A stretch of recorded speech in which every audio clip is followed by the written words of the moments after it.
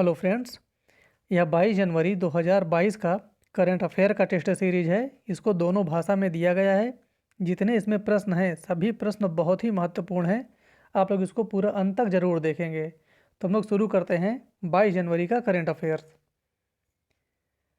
हाल ही में भारत के किस टाइगर रिजर्व में 16 वर्ष की कालर वाली बाघिन की मौत हो गई है? ये नाम आप लोग ध्यान रखेंगे, कालर वाली इस बाघिन का नाम था ये। इसका सही उत्तर हो जाएगा बी। यह है पेंच टाइगर रिजर्व में। यहाँ से 2-3 फैक्ट और बनते हैं जो क्वेश्चन पूछे जा सकते हैं। ये जो टाइगर रिजर्व है ये एमपी के सिवनी जिले में है। इस बाघिन ने 29 शावकों को जन्म दिया था, 29 बच्चों को, जिनको शावक कहते हैं। और इसको पेंच की रानी और सुपर मॉम इसके नाम से भी जाना जाता था। तो ये दोनों नाम आप लोग याद रखेंगे, पेंच की रानी, सुपर मॉम। और इसकी मृत्यु लगभग 16.5 वर्ष की उम्र में हुई थी, लेकिन यहाँ पर 16 वर्ष दिया गया है। दोनों एक ही है, कोई इसमें फ़र्क नहीं है। तो इसका सही उत्तर हो जाएगा बी।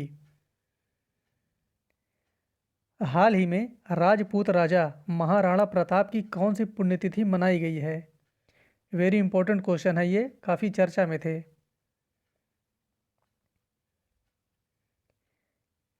इसका सही उत्तर हो जाएगा सी। 343वीं पुण्यतिथि इनकी मनाई गई है। इनसे संबंधित कुछ फैक्ट हैं जो परीक्षा में हमेशा पूछ लिया करता है कभी कभी। जैसे कि इनका जन्म हुआ था 9 मई 1540 ईस्वी को। इनके पिता का नाम था राणा उदय सिंह और इनकी माता का नाम था जयवंता बाई। और इनकी पत्नी का नाम था अजवदे पुनवार। नाम ध्यान देना है, अजवदे पुनवार इनकी पत्नी का नाम था। और इनके 2 पुत्र थे, अमर सिंह, भगवान दास। तो इसका सही उत्तर हो जाएगा सी। किस भारतीय टेनिस खिलाड़ी ने 2022 सत्र के बाद संन्यास लेने की घोषणा की है? इन्होंने ट्वीट करके बताया था। इसका सही उत्तर हो जाएगा ए। ये है Sania Mirza. Correct answer is ए। भारत और कौन सा देश हरित हाइड्रोजन सहित हरित ईंधन पर संयुक्त अनुसंधान और विकास शुरू करने पर सहमत हुए हैं? अगर आप लोग इसको सही से पढ़ेंगे तो इसका उत्तर दे देंगे। यहाँ पर हरित ईंधन की बात की जा रही है। इसका सही उत्तर हो जाएगा सी। यह है डेनमार्क। ऐसे संधियाँ सब डेनमार्क से ही करते हैं, तो इसका सही उत्तर हो जाएगा सी। किस देश के 3 छोटे द्वीप समूह सुनामी से बुरी तरह क्षतिग्रस्त हुए हैं? अभी 4-5 दिन पहले ये सुनामी आई थी, उसके 3 द्वीप काफ़ी ज़्यादा क्षतिग्रस्त हो गए हैं। और इसका सही उत्तर हो जाएगा सी। ये है टोंगा। टोंगा ऑस्ट्रेलिया के पूर्व में स्थित एक द्वीपीय देश है। Correct answer is C. हाल ही में किसे सर्वश्रेष्ठ फीफा पुरुष खिलाड़ी के रूप में चुना गया है? ये लगातार दूसरी बार चुना गया है। बहुत ही महत्वपूर्ण क्वेश्चन है ये। इसका सही उत्तर हो जाएगा A, Robert Lewandowski. Correct answer is A. हाल ही में भारत में नियुक्त डेनियल एलिपो किस देश के राजदूत हैं?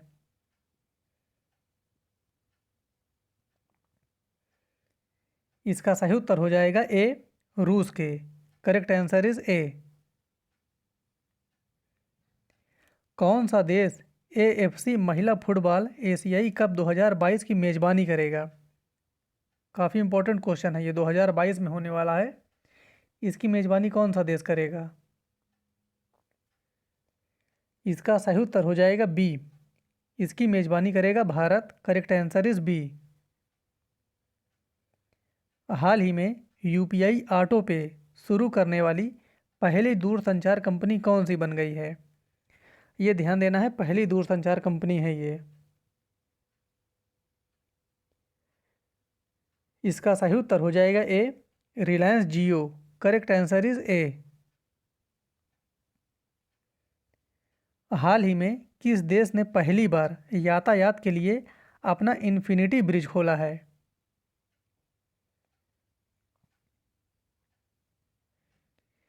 इसका सही उत्तर हो जाएगा डी, यूनाइटेड अरब अमीरात ने। देखिए, इसका नाम इन्फिनिटी इसलिए है कि जो इसकी डिजाइन है वो गणित के इन्फिनिटी चिन्ह की मॉडल पर है। जैसे ऐसे बनता है, ये ऐसे करके ये बनता है चिन्ह, इसी मॉडल पर इसकी डिजाइन की गई है, इसीलिए इसका नाम इन्फिनिटी ब्रिज है। Correct answer is D. हाल ही में किसे प्रतिष्ठित जेनेसिस पुरस्कार से सम्मानित किया गया है?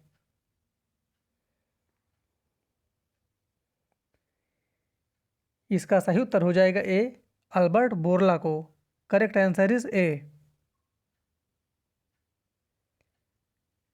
हाल ही में किसे यूरोपीय संघ की संसद के अध्यक्ष के रूप में चुना गया है?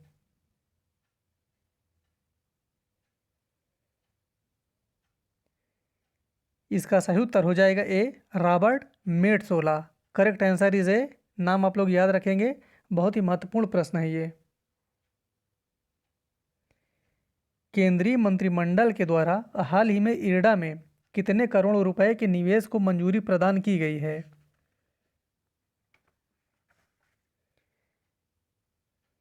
इसका सही उत्तर हो जाएगा डी, 1500 करोड़ रुपए। और इरडा से 2-3 क्वेश्चन ऐसे हैं जो बहुत ही महत्वपूर्ण हैं, कई बार परीक्षा में पूछे गए हैं। जैसे कि इसका पूरा नाम क्या है, तो बीमा विनियामक और विकास प्राधिकरण इसका पूरा नाम है। इसकी स्थापना 1999 में की गई थी, और जो इसका मुख्यालय है वो है हैदराबाद में। कई बार ये क्वेश्चन पूछा गया है, तो इसका मुख्यालय कहाँ है, तो हैदराबाद में, इरडा का।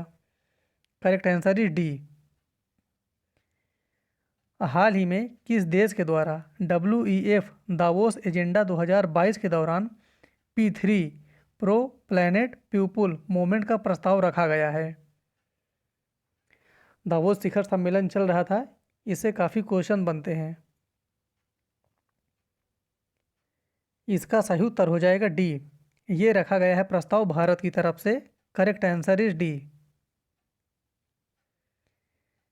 हाल ही में किस टेनिस खिलाड़ी को टीकाकरण न करवाने के कारण ऑस्ट्रेलिया से निर्वासित कर दिया गया था? जो ऑस्ट्रेलिया ओपन होने वाला था, वहाँ पर इनको नहीं खेलने दिया गया था स्टार्ट में। इसका सही उत्तर हो जाएगा बी, नोवाक जोकोविच को। Correct answer is B. हाल ही में किस राज्य सरकार ने निजी क्षेत्र में स्थानीय निवासियों के लिए 75% नौकरियों को आरक्षित करने की घोषणा की है? जो इसमें डिजिट दिया गया है 75%, इसको याद रखना है। और ये किया गया है हरियाणा के द्वारा। Correct answer is C, Haryana. 19 जनवरी 2022 को, 19 जनवरी का है 2022 को, नेशनल डिजास्टर रिस्पांस फोर्स ने अपना कौन सा स्थापना दिवस मनाया?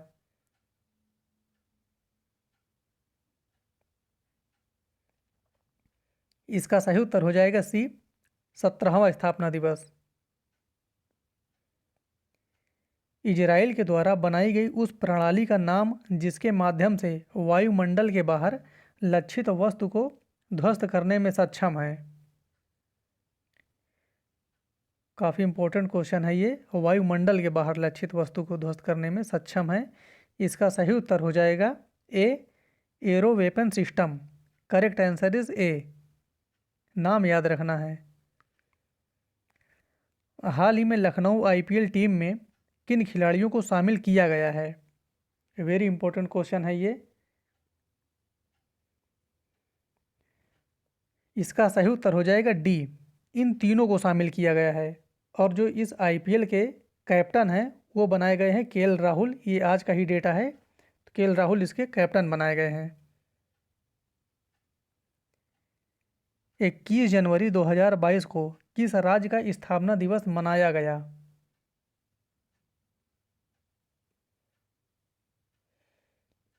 इसका सही उत्तर हो जाएगा डी, उपर्युक्त सभी का मनाया गया। मणिपुर, मेघालय और त्रिपुरा, इन तीनों का 21 जनवरी 2022 को स्थापना दिवस मनाया गया। इस प्रकार से आज हमारा 22 जनवरी का करेंट अफेयर्स कंप्लीट हुआ।